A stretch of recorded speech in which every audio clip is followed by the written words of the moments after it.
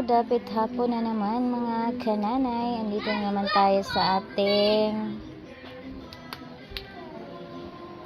lotoanan. Tagalog, Bisaya, diba? Tapos na ako magsaing. So, ang kasunod nito is magluto naman tayo ng gulay. Okay. Tingnan natin. Ay. Okay. Sinsya na po sa pot holder namin. Made in ano to. hindi ko ipakita ng lubos kasi ano na, marami na siya. Kailangan na siyang labhan bukas. Ganito ang paraan namin pagluto mga kananay ha. Kahoy lang gamit namin upang makapag-save naman kami.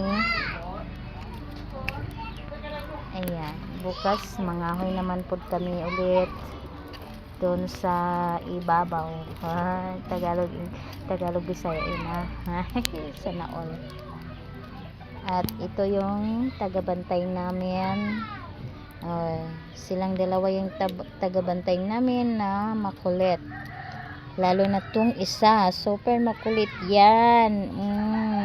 Hating gabi kagat ang tiil namo ba pinagkakagat nito. Mahilig to sa laro mga kananay. Yun si Mingay.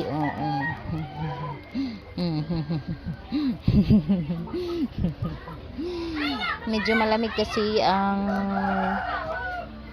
namin ngayon, kaya ayan, dito sila nagsapiting sa abuhan. Ni mga kananay nga mo sudan karon puso ng saging. Ako na ning kuan nanay mga slice ko na ni siya no. So next kuan nato ning tagok.